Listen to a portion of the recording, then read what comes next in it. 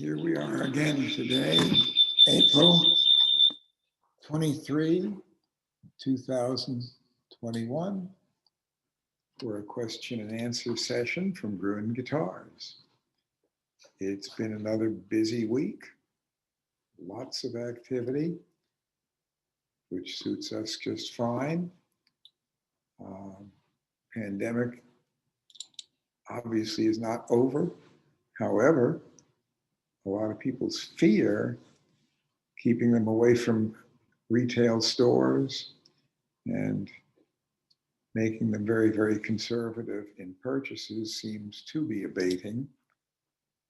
The guitar market is alive and very well, with professional musicians still largely off the road, not bringing in the money they would like to see, but amateur players and collectors still very much active. We've got a moderate number of questions have come in today, but we can sure use more. So by all means, if you have questions, send them on in, and I'll do my best to cover all of the ones that come in today. So we've got room for more. Keep them coming in. I'd like to introduce Joe Spann, who has received an interesting enough question to cover. So here's Joe.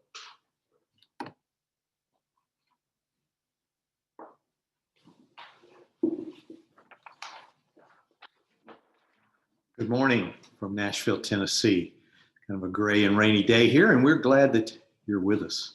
The question I'm going to talk about today came in from Sally Hall. Sally is one of the principals over at the pre-war Gibson L5 website. I'm sure that many of you are familiar with that, and if you're not, you should check it out, prewargibsonl5.com. And here's Sally's question. We were very interested to learn that Martin used Sitka spruce in their pre-war archtop guitars.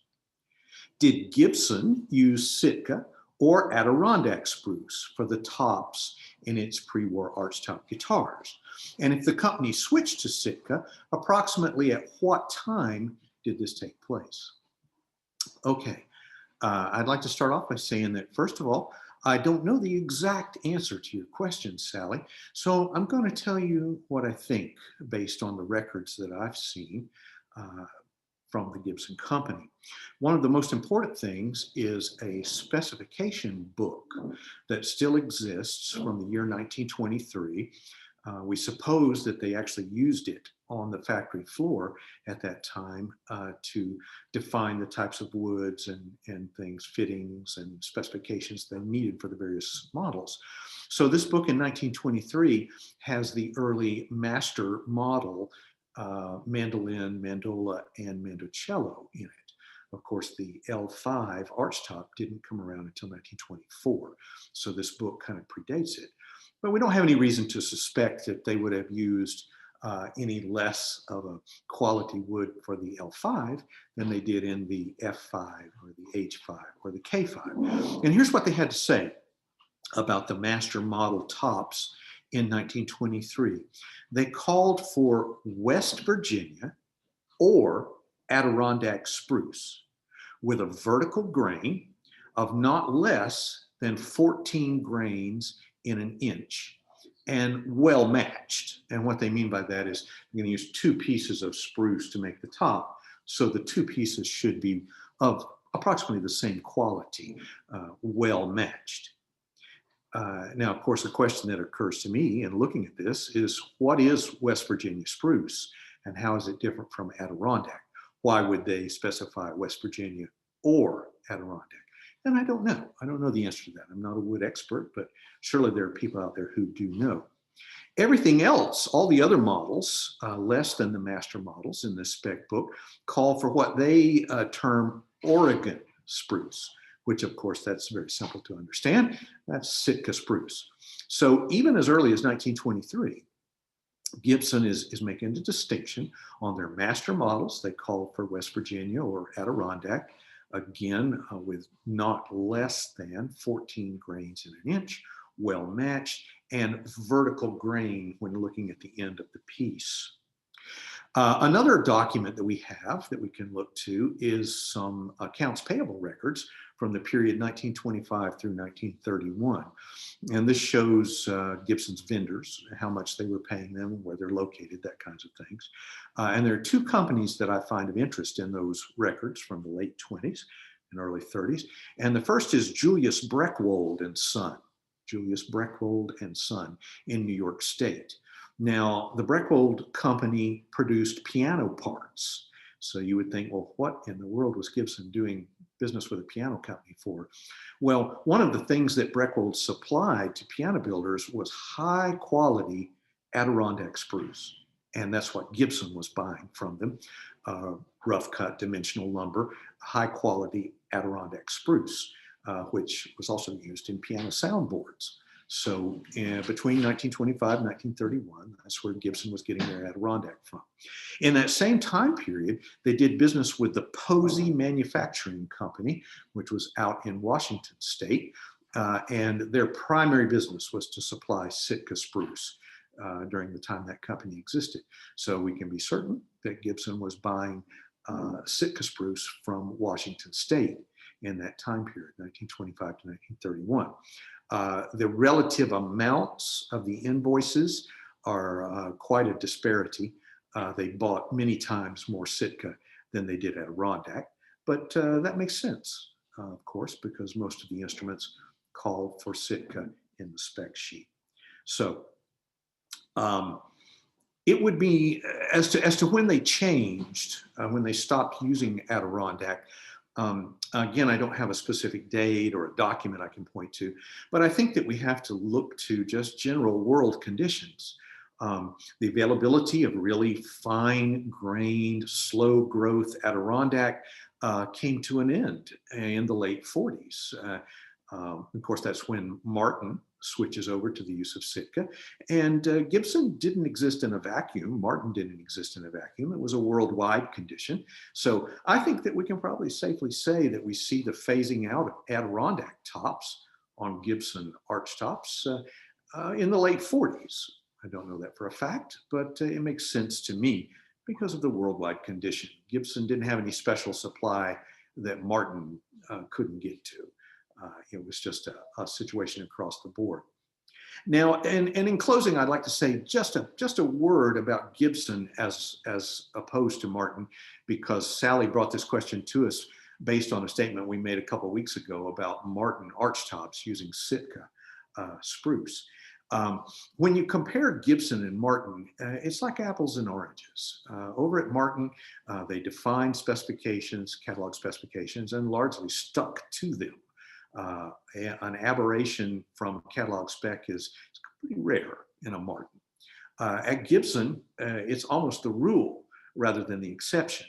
I think of Captain Jack Sparrow from Pirates of the Caribbean, where he talks about the pirate rules are more meant to be guidelines than rules. And I think that's what, it's kind of the attitude at Gibson. The Dutch guys that worked over there, guys and gals, they were very practical people. And if it meant using a piece of Sitka spruce in order to get a guitar out the door, that's what they did. So I think that very much accounts for what we see and the difference between the two companies, Martin more regimented and Gibson maybe more practical in getting things out the door. So Sally, I hope that answers your question to the best of my ability. And we thank you for sending that in. And now we're going to bring George back to continue the program. Bye-bye now.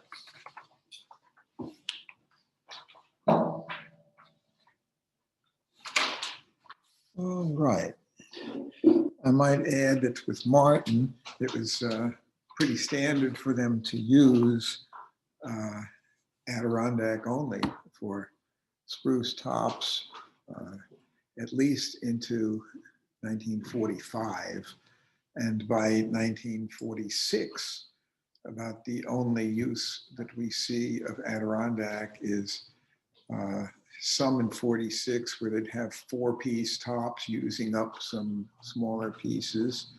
And it was still the war had ended in August of 45, but they were still a lot of wartime shortages. They didn't have supply chains going as well yet, but Sitka became pretty well the standard spruce for Martin as of late 45 and certainly for all of 46, with only very occasional pieces of Adirondack. And then there was some where Martin did have some small purchases of Vermont spruce, which would have been the same red spruce species as Adirondack.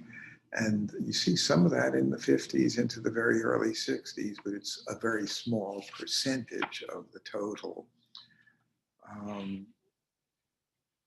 There's one person who wrote in asking Dave Jones about our thoughts on the Martin Jeff Tweedy signature 00DB. It's a guitar that was made with a V shape, V contour neck, and mahogany top, back, and sides, deep body. They're not currently in production, but they were a good quality guitar.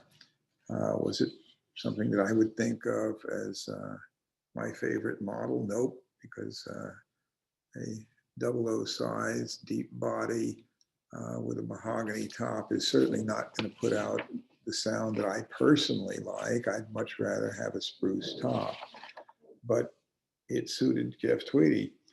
And keep in mind that for Jeff Tweedy, what works and what works for me is not necessarily the same. What works for you out there may not be the same either. A lot of performers are looking for something that works well in the studio and on stage, often with a pickup. And volume and projection acoustically is not necessarily what they are looking for if they are amplifying. If they have a pickup on a guitar, acoustic volume and projection are not relevant.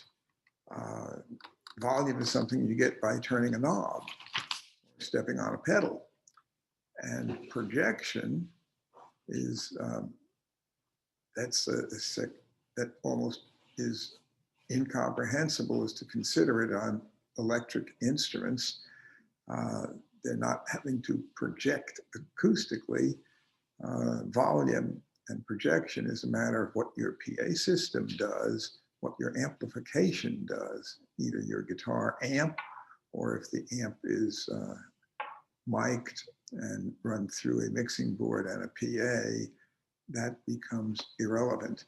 The Jeff Tweedy guitar worked very well for his purposes, and for those who buy one of his guitars and are going to play a style similar to his and perform using a PA system that in any way resembles what he would do, amplification of the type he would do, then it's a plenty fine guitar. It's a guitar with good workmanship and good materials, but a guitar that is not designed for strictly best projection acoustically only. I would much for that purpose rather have a spruce top and scallop bracing. But again, what works for me and what works for him or you may not be the same. It depends on how you are set up and what you are doing.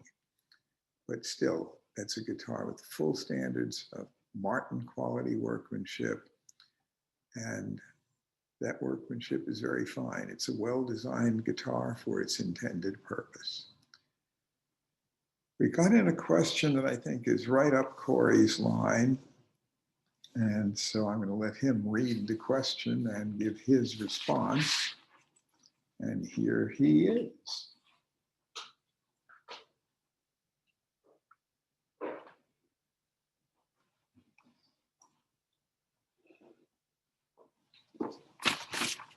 All right.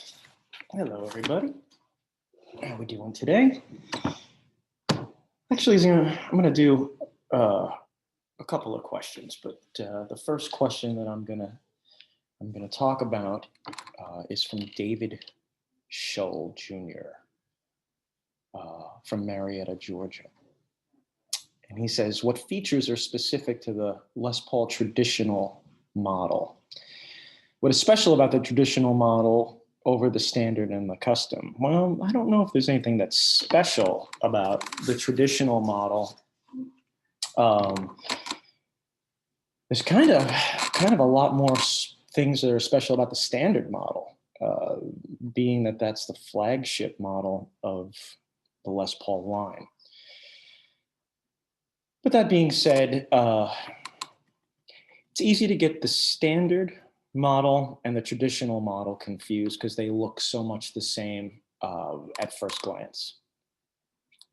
Most people can tell right away what the custom model is when they see a custom model. You can see the big block inlays. You can see the split diamond inlay on the peg head. They're generally a solid color. We think of them as almost like a Black Beauty looking guitar, or Alpine White. Those are, but you see the bursts every once in a while. But there's no way you're going to confuse a Les Paul custom with a standard. But you can confuse a Les Paul standard with a traditional, or vice versa. But we can go through a couple of things just to kind of check under the hood, as to say. They both have Burstbucker pickups, but the standard has the Burstbucker Pros, the newer ones especially. Let's talk about the newer ones, since that's probably what you'd see if you Googled it. That's what would come up. So you'd have the which is an Alnico 5, the Burstbucker Pros. The traditional has the Burstbucker 1 and 2s, which are Alnico 2s. So you're going to get a higher output from a standard. It's just how they design them. That's just the way it is. And this is something that you can't tell by looking, is the neck profiles. So the neck profile on the standard model, you're going to have a slimmer taper generally. I know that you wouldn't think it, but you do. And it'll have a compound radius as opposed to a 12-inch radius on a more rounded profile of the traditional. Standards generally have a better top, a little bit nicer top. They use a little bit nicer wood for the tops. But this is the thing, the standards generally, people don't think about it until they pick up the guitars and they say, wow, these traditional models are heavy. They are, because they're not weight relieved, and the standards are weight relieved. Does that do anything for tone? Depends on what you think. Does weight equal at one point, I remember that being an issue where people would say, well, the heavier the Les Paul, the better the sound. Is that true? I don't know. With modern technology and the way that they make electronics nowadays, it's not necessarily true. But some people, when they play a Les Paul, they expect it to be a little heavy. And so I think that they're happy when there is a little bit more weight. I'm not talking about 13 pounds heavy, but maybe 10 and a half pounds as opposed to 8 or 8.5 pounds. And it's funny, the traditionals, they have the traditional style keystone locking, non-locking tuners, as opposed to the new standards that have the locking tuners. Does that make a difference in staying in tune? A little bit it does. Those Grover style locking tuners have a lot of mass. And so, does that equal tone? It does. In my opinion, I think it does. Do I have a problem with locking tuners? Not really. But I personally prefer the standard style, Keystones style, Clouson style. And so those are really the differences. I find that they still gravitate to the standard model. They know the name. If you've been a Les Paul fan for years and years and years, you'll know that the standard model was what you really if you were on a budget, you'd buy a studio model. And there's nothing wrong with those studio models. They were excellent. very much like a standard, no binding, but that's not changing the tone. The binding doesn't change the tone. Color doesn't change the tone, really. Uh, so anyway, that's the David. I hope that one of those things that I've listed, or maybe all of those things that I've listed about the differences in between the traditional models and the standard models, I hope that helped out a little bit.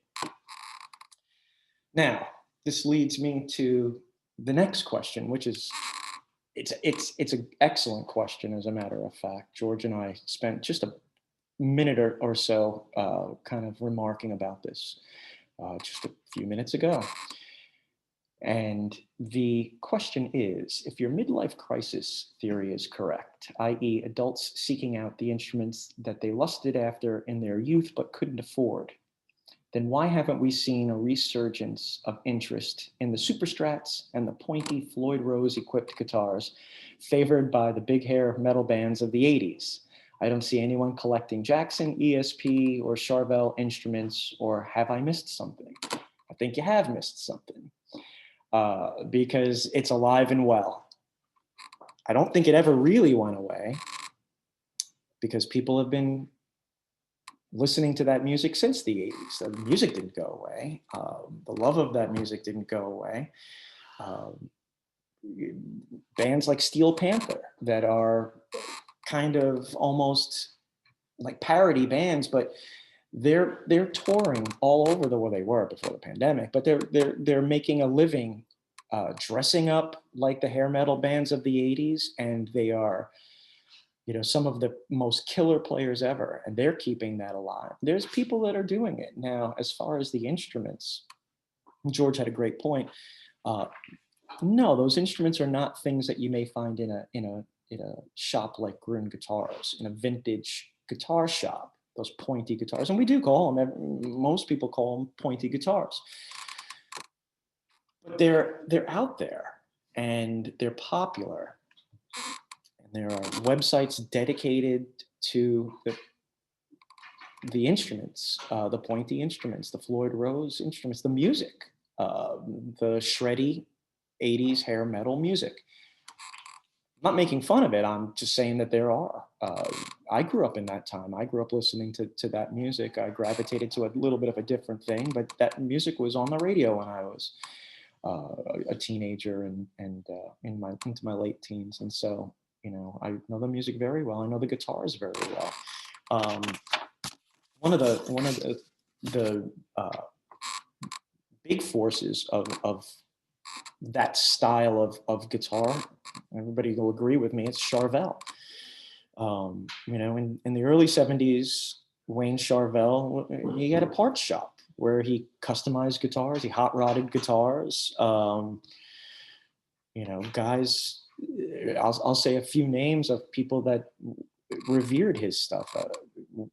Eddie Van Halen, obviously, everybody was just thinking that.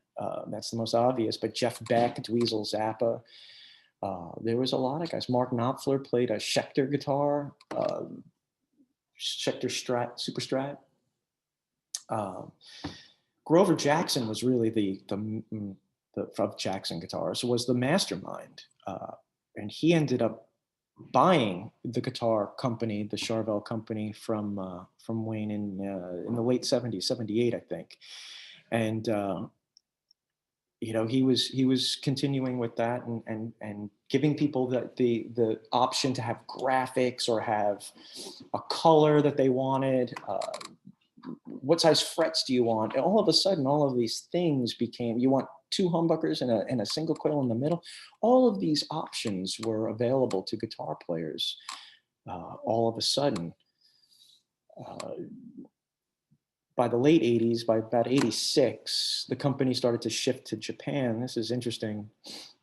By the time they sold in 89, a lot of those builders and people who worked in the Charvel company that ended up moving over to Fender, which is a company that acquired Charvel in 2002. So that's kind of an interesting turn of events. But anyway, so these super strats and the pointy Floyd Rose equipped guitars, they haven't gone away, and interest hasn't waned on them. See how I worked that in? Uh, One of the guys I work with, Gary Scott, he understands. He's had conversations with people, and he's on the acoustic side of things, and he understands when people come in and they're looking for things that they most likely have to be directed to a web page. I know that there's a company, we forgot to mention Ibanez Guitars. There's a company called GemSite, and they are, I mean, anything that you wanted to know about a Steve Vai guitar universe, or you know, the RG series, Ibanez guitars, all of that information is available. But not only that, it's a community where you can contact other people with similar interests. So, and just like anything on the internet, you can always find a home. Find people with similar interests. Some of these guitars have retained value unbelievably. Some of these late 70s, early 80s super strats, pointy guitars are really expensive. Go look on certain websites and look up BC Rich Mockingbird or BC Rich Bitch. And some of those original set neck, you know, handmade BC Riches are super, super valuable and sought after. So it's, you know, it's not just the Fender and Gibson guitars from the 50s and 60s that have retained their value. They're more mainstream and people know the names more, and are a little bit more apt to, when you show them something, say, wow, that's classic, more so than modern, because those pointy guitars, they still look modern even today. You know, we're talking 30 something years later. Anyway, so that was Paul A. who asked that question. And Paul A., I hope that if that's something that you're interested in, I hope that you do find an outlet for that. And, you know, check out GemSite and check out, you know, Google it. Find out what's going on. Guitar shows are still going on in many cities. So maybe there's a guitar show that caters to that. You'd have to find that out, but Google will help you. Anyway, Paul A., I was happy to try to touch on some stuff, and maybe I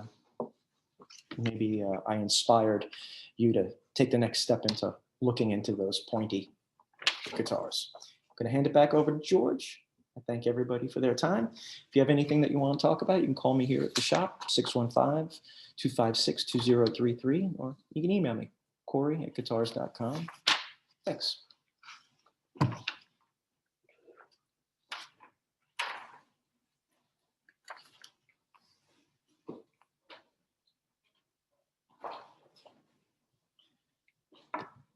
Now, for whatever it's worth, I remember seeing Grover Jackson and some of his guitars handmade on display at NAMM shows, handmade, very high quality workmanship, and designed very specifically for heavy metal. They were very different from a Gibson or a Fender or anything else at the time. The necks were different contour. They had Floyd Rose trims. They had interesting graphics that I'd never seen anything like them before. And while I didn't personally like them for the kind of music that I enjoyed, I had no trouble recognizing that they were high quality instruments. And those guitars today are big money and extremely rare. Nobody has ever brought one into the shop of that type for sale to us. And I'd sure buy it if I could. But it's an interesting fact of life that those things are sought after today. And there's people who are just nuts about some of the old Charvels and go into great detail about the authentic, real handmade pieces versus the Asian imports. So again, Jackson brand can be an Asian import. It can be an American made guitar. And there's a huge difference in how sought after they may be. Nick A asks, what has been your favorite or most memorable pre-war Martin or Gibsons to come through the shop? Well, some of the most memorable instruments coming through the shop are not necessarily the ones that may bring the most money. Pre-war D45 Martin would bring a whole lot of money. And right now, I don't have any in my personal collection, although back in '76, I had 6 of them. But when a guitar can cost as much as I paid for my house, it gets to the point where when those come in, we sell them. And most of the ones I really enjoy keeping are things that are historically interesting, artistically interesting. So I get plenty excited. For example, I've had this one shown before, but here's an 1842 Martin. Everything that's white is ivory. And this is when the company was a tiny little operation with only about, it was under 10 people total in the company. And this is an instrument that was completely handmade. They didn't have any power equipment. And it's a very, very special item. And this is something that I'm keeping. Or another one that I've had on before that I've shown, but still, this is my 1924 Lohr signed L5, and brought in by an 87-year-old woman whose father bought it new, and she remembers him playing it in her youth, but it's very early memories because she says he died when she was 5 years old, but she still remembers him playing this guitar. And it had spent most of its life in the closet, unused. And it was very sentimental to her, but at 87, she felt it was time to do something good for her family, her 5 kids, and she couldn't split a guitar 5 ways, but I paid her full retail value, which divided very nicely by 5. And so each of her kids was able to partake of that.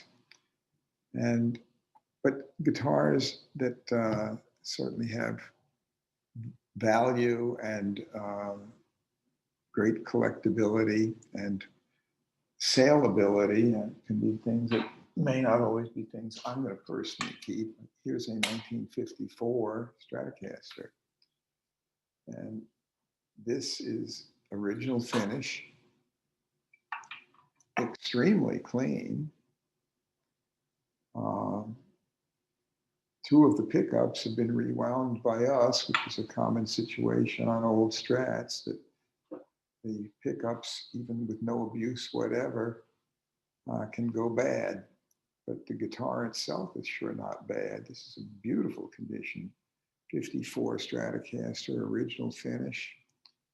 And it's the original Bakelite type covers, which if you look real close, you can see a bit of wear on that one there from the rhythm pickup.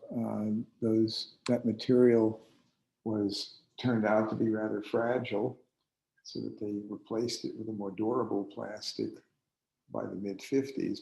By 57, certainly they were no longer using anything like this. But this is a guitar that is certainly more mainstream in terms of the number of people interested in collecting it, partly because the number of people who want to buy something like my 1842 Martin, it's very limited, because they wouldn't be buying it to play as much as they would be buying it for its collectability. And the L5 is a guitar that suits me extremely well. It's a wonderful sounding guitar, but it's a guitar that is a non-cutaway, arch top, 16-inch wide F-hole guitar. And it doesn't look all that fancy. It just has dots on the fingerboard. but it cost $275 new in 24 when a Model T Ford was $265. And the Ford didn't need a case, but the case for the L5 was over and above the $275. The case was $25.50. So in reality, you have to pay $300.50 to get it with case. And that was one heck of an expensive guitar when new. It was more money than any Martin in the catalog at that time. But I would venture to say that the number of people today would be likely to buy the Stratocaster I showed is far greater than the number of potential customers for either of those other two. So historical significance and appeal to me personally are not always the same as monetary value. But at any rate, Charles D has a question. This morning I listened to David Wilcox explain his very rare and nearly unobtainable old growth Adirondack spruce, but the way he described it, tight, straight grain, old growth, it sounded about like Sitka spruce. I've come to recognize Adirondack red spruce by its wider and wavier grain. Can you elucidate? Well, if you look at old Martin guitars and old other guitars with Adirondack spruce, much of that has very nice straight grain and also plenty of grain lines to the inch. But today, that type wood is very hard to find. The Adirondack spruce grew in areas that were quite readily accessible to loggers, whereas Alaskan Sitka spruce was further away. And while Adirondack was readily available, it was used. But when World War II came around, the Army was busy constructing barracks and glider planes and anything you can think of, and spruce was a common wood to use. So much of the Adirondack was cut that the supplies of it were very much decimated. And therefore, it became more practical to use Sitka spruce after World War II. And, but Adirondack spruce is a different color. It is stiffer than most Sitka, and it sounds different. And I have a strong preference for this Adirondack spruce. We use it on the custom models that I have made by Martin to our specs. But simply looking at it and determining whether it's Sitka or Adirondack by whether it has wide grain or not, that's not going to cut it. Adirondack can have very fine, straight, and narrow grain, but it still is a different color. Adirondack tends to be stiffer, and it produces a brighter sound, greater clarity, greater dynamic range. At least that's the way my ears and brain are processing it. So it is different stuff, but not to be judged by whether the grain is tight or wide or wavy. Howard S. asks, could you please discuss tonal attributes of sinker mahogany and sinker redwood? Is there any other good waterway sinker wood available for acoustic guitar luthiers to build that you're aware of?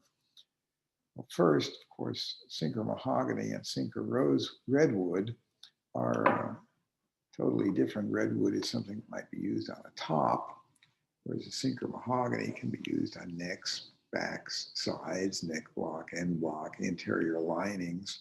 But we wouldn't be recommending sinker mahogany as a wood for tops. We would compare it with spruce.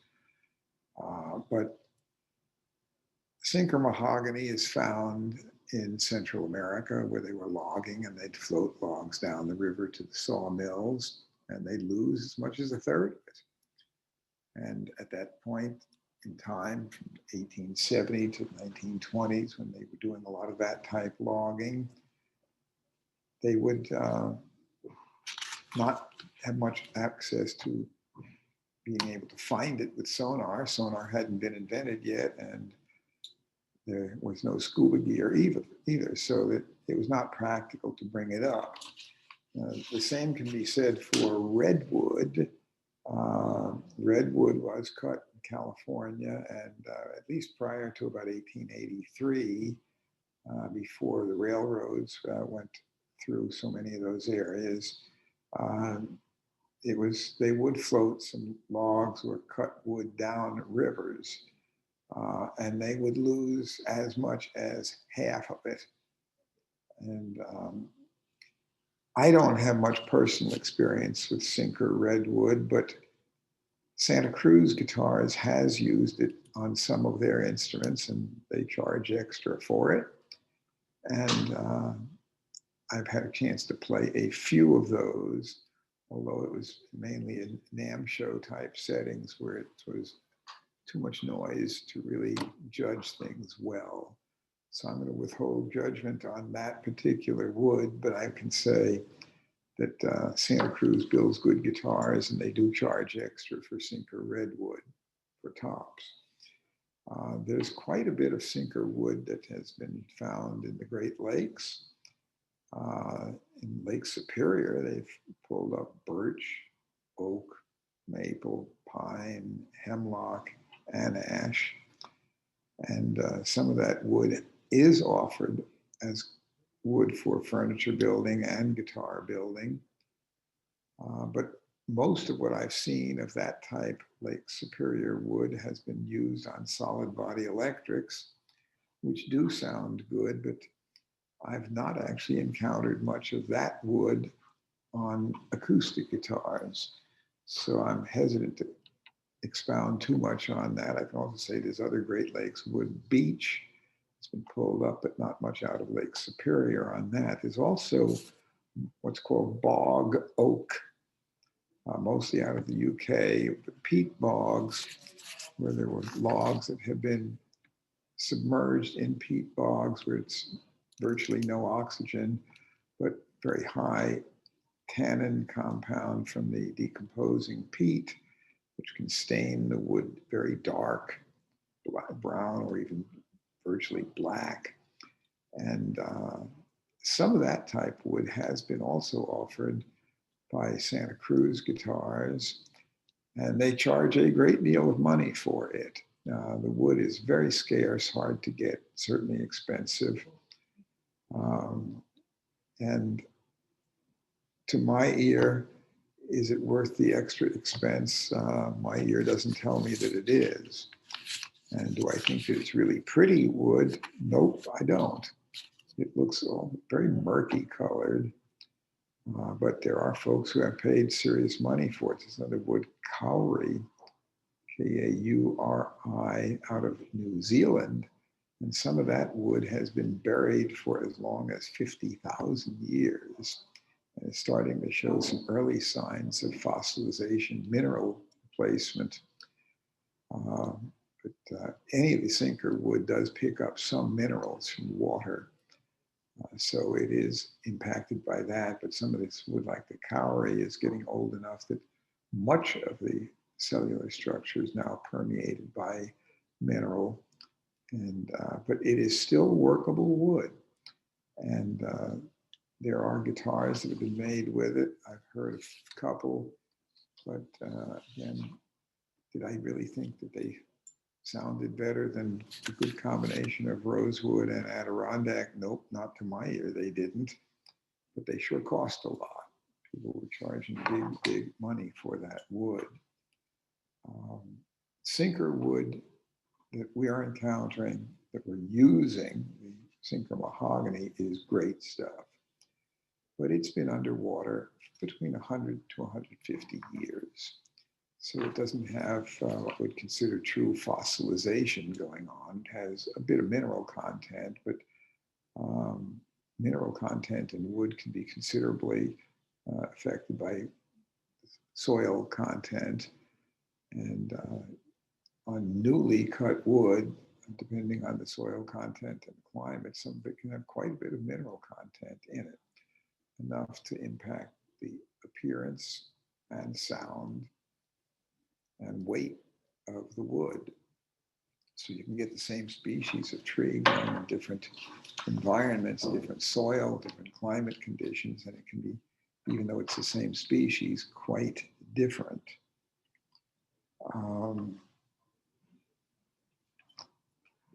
We have a question from Kevin. Are there certain years for which the Gibson A50 mandolins sound their best? If so, which years or decades? Well, the A50 wasn't introduced until the early 30s, and originally as a oval hole mandolin, and later, within a year, it's F hole. And they're good sounding mandolins, but they were still a budget model in the Gibson line.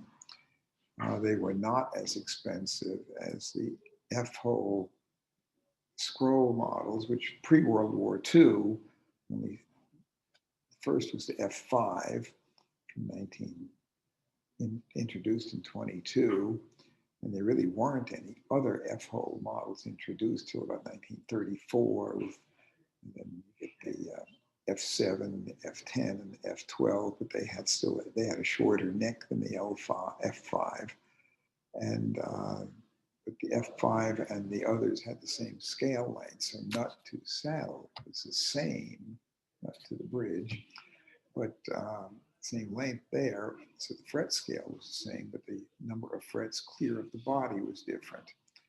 And the best sounding Gibson F-hole model mandolins, without a doubt, pre-World War II, the F5, none of the others, not any of the A models with F-holes, nor any of the F models with F7, 10, and 12, they did not have the sound of an F5.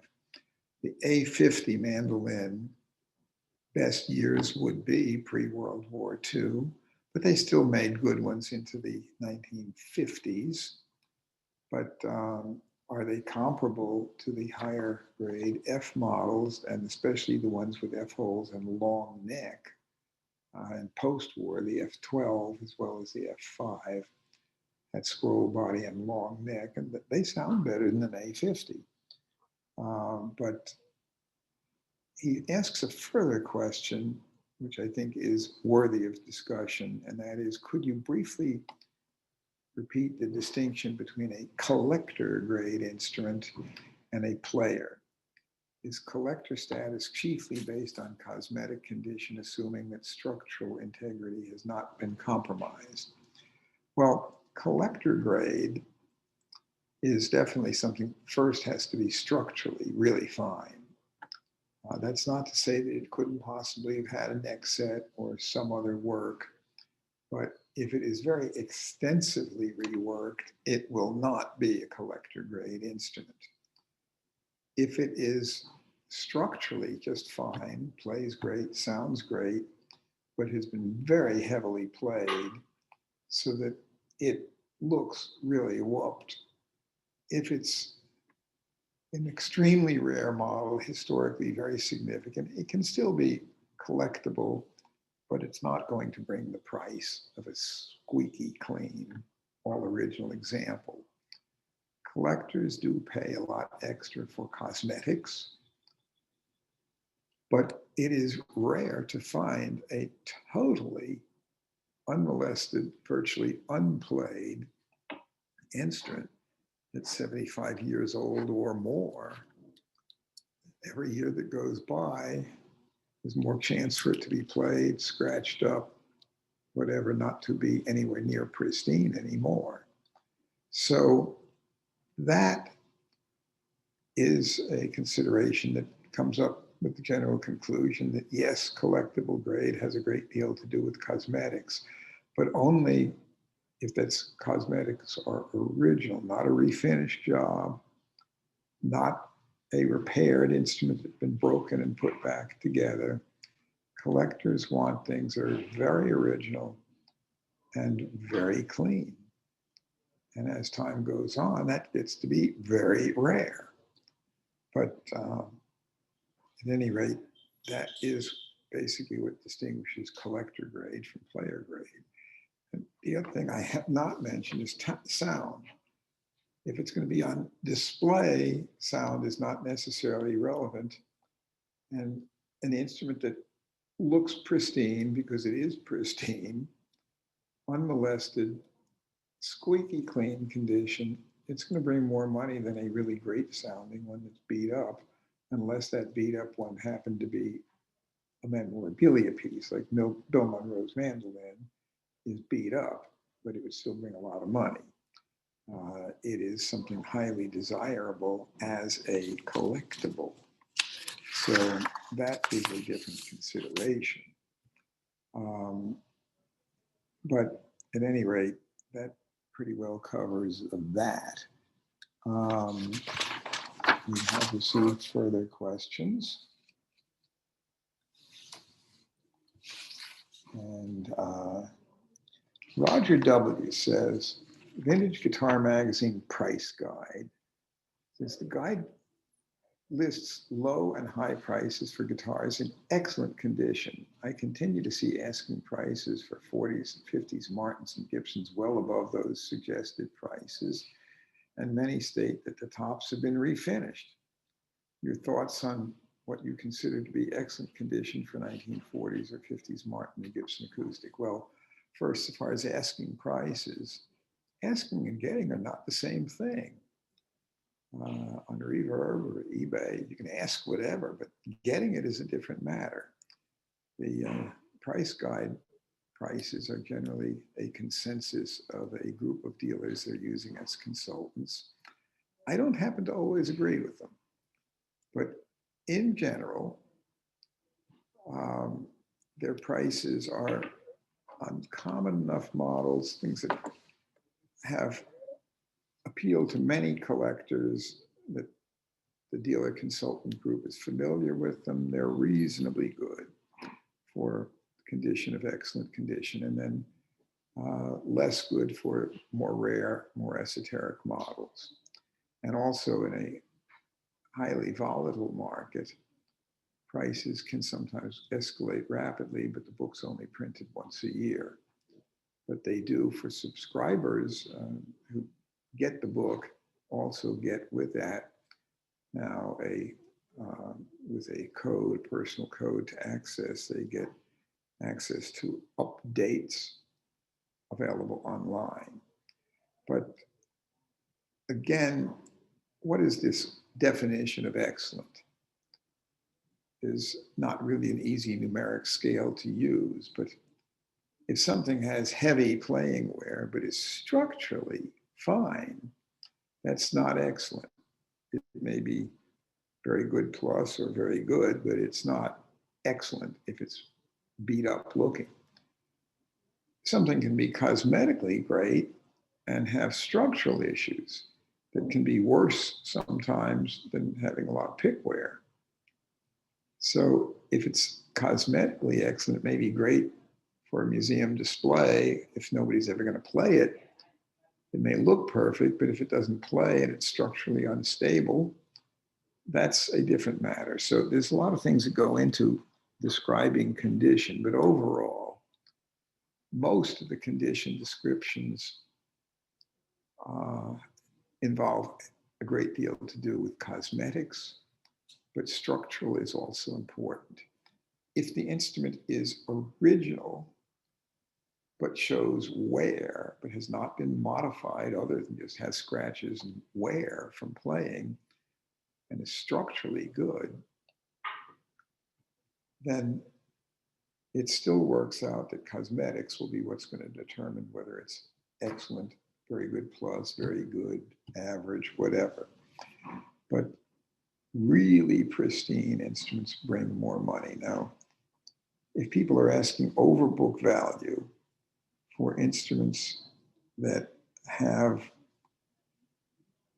a refinished top and other work, well, again, my thought is very simple. Asking and getting are not the same.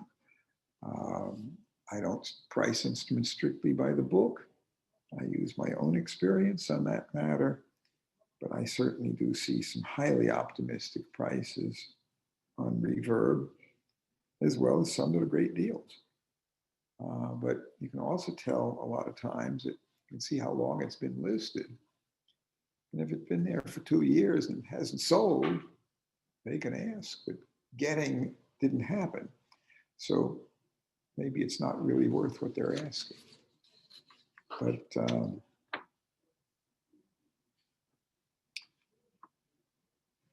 Bill Maxted asks, do you have an opinion on how effective the ToneRight is for accelerating play and process for acoustic flat tops and arch tops?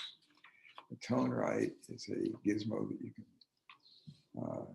put on the guitar, clip on it, and it will vibrate the top. So it will be vibrating the top while you may be fast asleep in bed. And yes, it does work, but does it do anything that you can't do yourself playing it hard? The answer is no. If you're a finger picker who uses bare fingers, no picks, doesn't drive the top very hard, a ToneRight is for you. It will help loosen up your instrument and make it sound better. If you're a bluegrass player or an old-timey player who pounds hard on it, plays it at high volume, you don't need a ToneRight because your own playing will wake it up plenty quick. And on a lot of the new models we get, like our Sinker Mahogany New Martins, 2 or 3 days of hard playing, they wake up dramatically. And it's not something that has to take years to do. The ToneRight will do it while you may be asleep in bed. The other, you got to actually play the instrument, but playing an instrument vigorously hard in a group where you really need that volume and projection will wake it up very quickly. Playing it soft and dainty will not do that. So the ToneRight has its uses, but for a player, you can wake up an instrument just fine without any ToneRight. And once it's awake, then it's pretty well broken in, and it'll stay broken in, but it'll go back to sleep if you don't play it much. But an instrument that even in a week, if it hasn't been played in a week and you pick it up, it doesn't sound quite as lively as it did when you just put it in the case. But if you just simply play it hard for 2 or 3 minutes, it will wake up quickly. In a matter of minutes, you can wake it up, and that's what I do when I play an instrument. If I want to play soft and pretty, the first thing I do is pound on it really hard for 3 or 4 minutes of playing it really hard, full volume. And then it's limbered up and ready to go. It's sort of the reverse of what an athlete would do. A gymnast doesn't start out doing all the splits and the most difficult. At first, they warm up for it. For guitar, you pound it hard, and then you can do soft and pretty.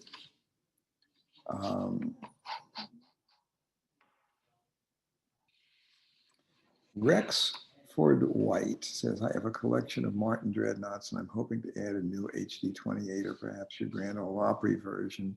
Since I live in Wisconsin, I would purchase the guitar sight unseen and unplayed. What are the risks in acquiring an instrument in this manner?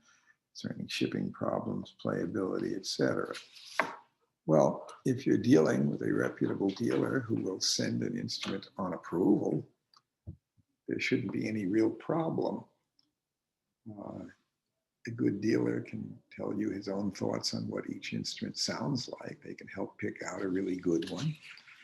And shipping is relatively straightforward. UPS goes everywhere, as does FedEx. And it's cost effective to do that, at least within the USA. It's much more complex if you're shipping it outside of the country. But within the USA, it's no problem. We ship on approval. We're not alone in doing that. And our batting average of people being satisfied is at least 95%. So maybe 1 out of 20 will come back if for some reason they just didn't like it. But usually when they don't like it, I've had complaints like, it's too loud, I can't sing with it, it drowns me out. Well, don't play it as hard. Or the action's a little higher than I like. Well, it's adjustable. But if you don't ship on approval as a dealer, people aren't going to have confidence to buy. And we find that that works very well for us. We have lots of walk-in customers, but we have lots to or mail order from all over the country. And there is really no problem buying them that way. So I think that, again, there's a large number of dealers who are selling guitars online, and generally it works very well. Doug Trotter asks for my thoughts on the Blue Ridge BR 280 Brazilian rosewood guitar, as far as quality, average value for pristine, gently used, etc. Well, the Blue Ridge guitars are made in China. They are good quality as Chinese guitars go. Are they the same quality as a Martin? Nope. Their Brazilian rosewood models are very limited production. They are good instruments. I've had a few go through here, but are they equivalent to our Martins? No.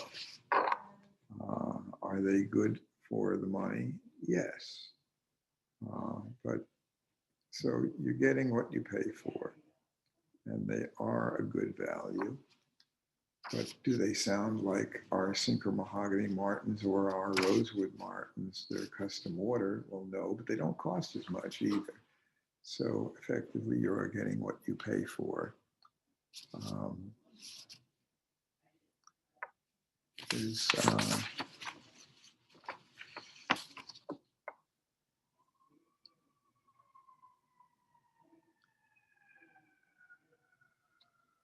see. I'd like to bring up another topic while we're here, and that is that there was the question already asked about demographics of the market and midlife crisis. And in some ways, I had a conversation with a friend this morning. He says that he doesn't like the term midlife crisis. It's maybe a readjustment of priorities in life that come with midlife, and maybe it isn't just a crisis for everybody. But that term midlife crisis has been around for quite a while in psychological circles, and that's one reason why I used it. But the fact is, it is true that people tend to have, at about age 40, a difference. They set up different priorities than they may have had younger. But people do tend to be imprinted psychologically, hardwired in the brain, their musical preferences from about puberty through age 20. And the baby boomers were very, very much into that type of music. And when they hit age 40, at least for the guys, a lot of them did indeed go out and get little red sports cars, tennis and racquetball equipment, guitars, and other toys. And for some, it was a crisis, and for some, it was just simply, I'm getting on. I now have leisure time. I've got more money than ever. The kids are older. I want to indulge in some things that I like. And that doesn't always have to be crisis per se. But Generation X, in my opinion, really didn't go in that much for kind of instruments I liked. They were more into heavy metal or a lot of pop music that did not use guitars much at all. If they were into guitars, a lot of it was heavy metal. And we just discussed that heavy metal music is not dead and gone. And for those folks of Generation X who were into heavy metal, they still are. And they still very much want some of those old heavy metal guitars like Grover Jackson and Wayne Charvel did. And they will pay dearly to get them. But that particular type of music never did benefit me or my shop. We never really were offered very many of those instruments. We didn't get the clientele for them, and we didn't get the clientele that was going to sell them to us. But it doesn't mean that they didn't exist. But these days, what I see happening is the millennials, the oldest of them, if they were born in 1980, are now 41 years old, and they are going through some of the same reassessments of what their values in life are, and they're spending money on guitars as well as other toys. We are also seeing that Generation Z, folks who may now be in their 20s,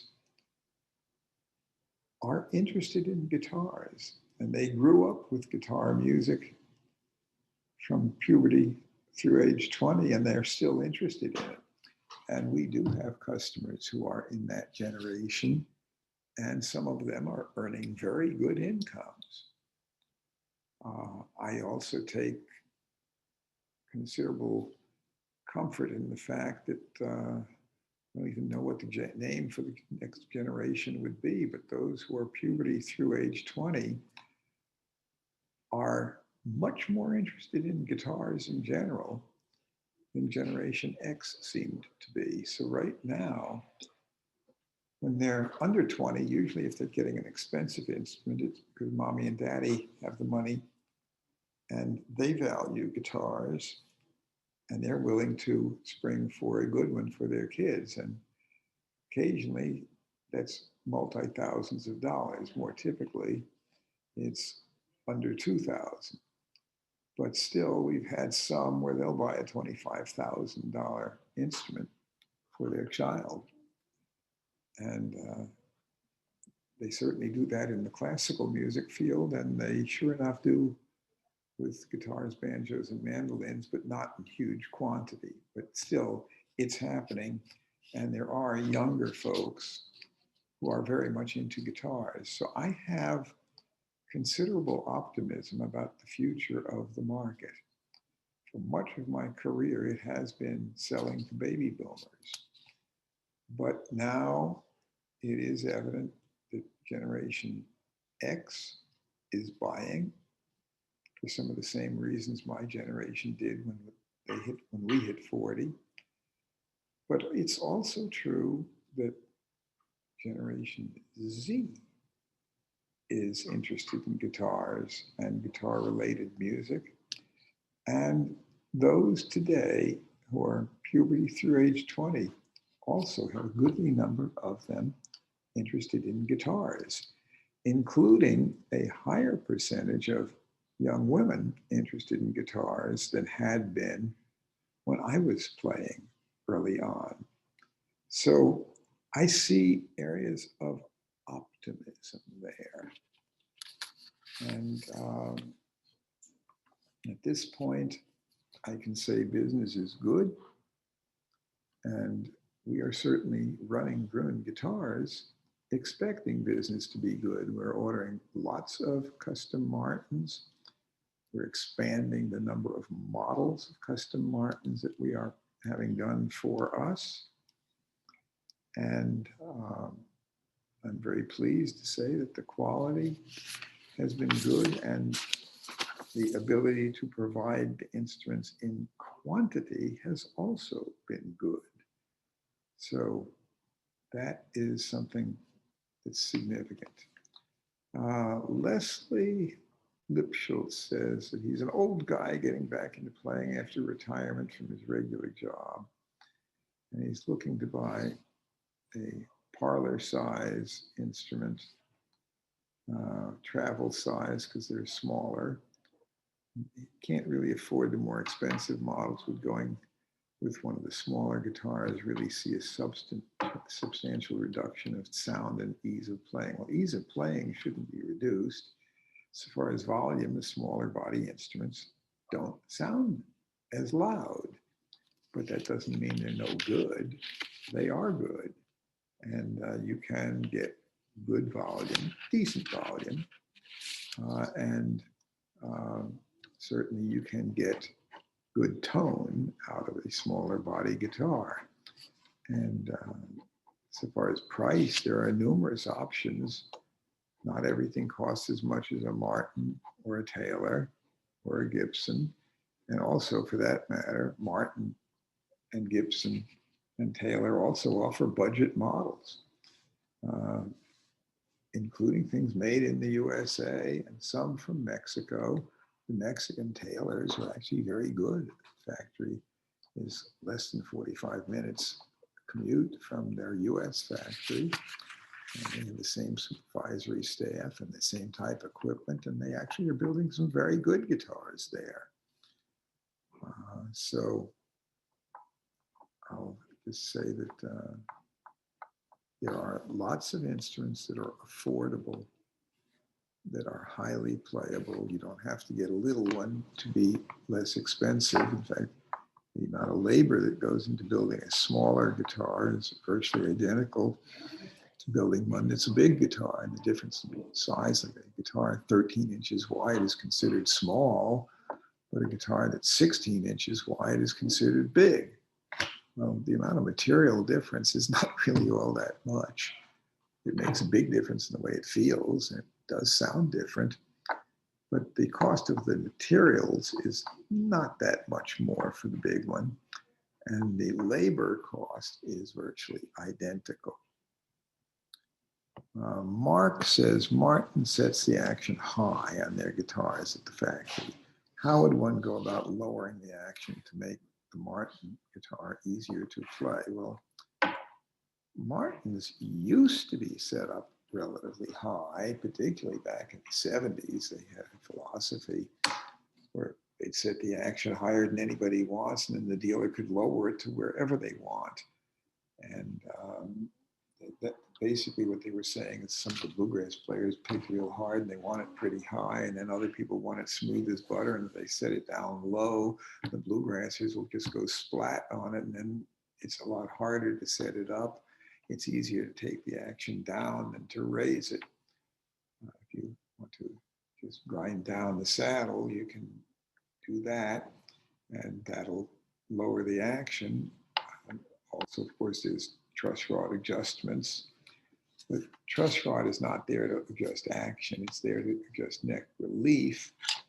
It can affect the ease of playability. But generally, if you're going to lower action, that's something you do at the nut and at the saddle. But Martin's new guitars are not set up with super high action. They play quite easy.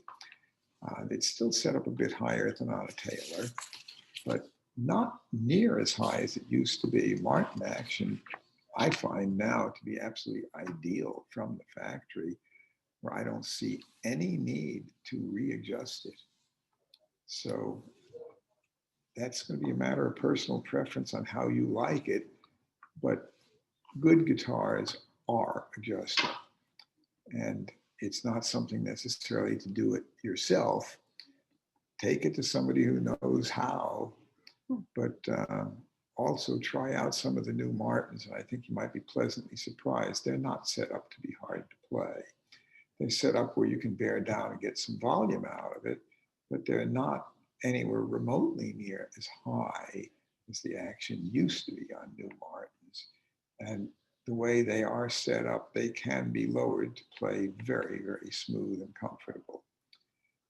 Anyway, we've filled up another hour and 15 minutes. So we were not at a loss for words or questions. Look forward to talking to you next week. As long as you keep those questions coming in, we can continue to do these weekly sessions, but they do depend very much on listener interest. Send in the questions, and I will do my best to cover every one of them. And if you don't hear the one you want to hear, if your question didn't get answered on air, email it to me, george@guitars.com. I will personally respond to any questions. So if there's something I missed covering on air, you send it to me, george@guitars.com. In the meantime, guitars.com is the website. 615-256-2033 is the phone number. We look forward to hearing from you and helping you, and we'll be back next week.